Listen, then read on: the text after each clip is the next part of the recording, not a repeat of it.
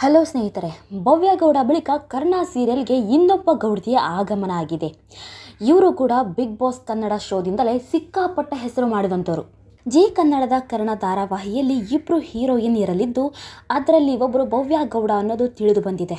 ಆದರೆ ಈ ಇನ್ನೊಬ್ರು ಹೀರೋಯಿನ್ ಯಾರು, ಹಾಗೆಯೇ ಭವ್ಯ ಗೌಡ ಹಾಗೂ ಈ ಇನ್ನೊಬ್ರು ಹೀರೋಯಿನಲ್ಲಿ ವಿಲ್ಲನ್ ಯಾರಾಗ್ತಾರೆ ಅನ್ನೋದನ್ನ ಈ ವಿಡಿಯೋದಲ್ಲಿ ಕಂಪ್ಲೀಟ್ ಆಗಿ ಹೇಳ್ತಾ ಹೋಗ್ತೇವೆ. ಆದರೆ ಅದಕ್ಕೂ ಮುಂಚೆ ನೀವಿನ್ನು ಜಗತ್ತಿನ ಕತೆ ನಿಮ್ಮ ಜೊತೆ ಚಾನಲ್ಗೆ ಸಬ್ಸ್ಕ್ರೈಬ್ ಆಗಿಲ್ಲ ಅಂದರೆ ಈಗಲೇ ಸಬ್ಸ್ಕ್ರೈಬ್ ಆಗಿ, ಹಾಗೆ ಇನ್ನು ಹೆಚ್ಚಿನ ಮಾಹಿತಿಗಾಗಿ ಬೆಲ್ ಐಕಾನ್ ಪ್ರೆಸ್ ಮಾಡೋದನ್ನ ಮರಿಬೇಡಿ. ಹೌದು, ಕರ್ಣ ಧಾರಾವಾಹಿಯಲ್ಲಿ ಹೀರೋ ಆಗಿ ಕನ್ನಡತಿ ಧಾರಾವಾಹಿಯ ಕಿರಣ್ ರಾಜ್ ಅವರು ಅಭಿನಯಿಸ್ತಿರೋದು ಎಲ್ರಿಗೂ ಗೊತ್ತಿರುವಂಥ ವಿಷಯನೇ. ಆದರೆ ಈ ಧಾರಾವಾಹಿಯ ಹೀರೋಯಿನ್ ಯಾರು ಅನ್ನೋ ಪ್ರೋಮೋ ಇನ್ನೂ ಕೂಡ ರಿಲೀಸ್ ಆಗಿಲ್ಲ. ಆದರೆ ಈ ಕರ್ಣ ಧಾರಾವಾಹಿಯಲ್ಲಿ ಭವ್ಯ ಗೌಡ ಇರೋದು ಪಕ್ಕಾ ಆಗಿದ್ದು, ಇದಕ್ಕೆ ಸಂಬಂಧಪಟ್ಟಂತಹ ಕೆಲವೊಂದಿಷ್ಟು ವಿಡಿಯೋ ಹಾಗೂ ಫೋಟೋಸ್ ಈಗಾಗಲೇ ಸೋಷಿಯಲ್ ಮೀಡಿಯಾದಲ್ಲಿ ಲೀಕ್ ಆಗಿದೆ. ಪ್ರೋಮೋ ಮೂಲಕವೇ ಗಮನ ಸೆಳೆದ ಕರ್ಣ ಧಾರಾವಾಹಿ ರಿಚ್ ಮೇಕಿಂಗ್ ಸ್ಟಾರ್ ತಾರಾಂಗಣ ಹೊಸ ರೀತಿಯ ಕತೆ ಜೊತೆ ಈಗಾಗಲೇ ಕುತೂಹಲ ಮೂಡಿಸಿದೆ ಅಂತ ಹೇಳಿದ್ರು ಕೂಡ ತಪ್ಪಾಗಲ್ಲ.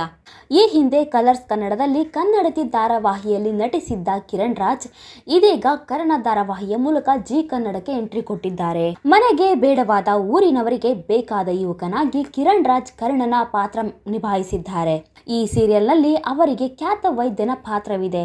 ಇನ್ನು ಈ ಸೀರಿಯಲ್ಗೆ ಗೀತಾ ಸೀರಿಯಲ್ನ ನಟಿ ಹಾಗೂ ಬಿಗ್ ಬಾಸ್ನ ಖ್ಯಾತಿಯ ಭವ್ಯ ಗೌಡ ನಾಯಕಿಯಾಗಿದ್ದಾರೆ. ಅಧಿಕೃತ ವಾಹಿನಿಯಿಂದ ಪ್ರೋಮೋ ಬಿಡುಗಡೆ ಆಗದಿದ್ದರೂ ಕೂಡ ಇವರಿಬ್ಬರ ಪ್ರೋಮೋ ಶೂಟ್ನ ಕ್ಲಿಪ್ ವೈರಲ್ ಆಗಿದ್ದವು. ಇದೀಗ ಇದೇ ಸೀರಿಯಲ್ನಲ್ಲಿ ಇನ್ನೊಬ್ಬ ನಟಿಯು ಕೂಡ ನಾಯಕಿಯಾಗಿ ಕಾಣಿಸಿಕೊಳ್ಳಲಿದ್ದಾರೆ ಅನ್ನುವಂಥ ಸುದ್ದಿ ವೈರಲ್ ಆಗ್ತಿದೆ. ಹೌದು, ವಿಶೇಷತೆ ಏನಪ್ಪಾ ಅಂದ್ರೆ ಇವರು ಕೂಡ ಬಿಗ್ ಬಾಸ್ನ ಮೂಲಕವೇ ಹೆಚ್ಚು ಜನಪ್ರಿಯತೆ ಗಿಟ್ಟಿಸಿಕೊಂಡವರು.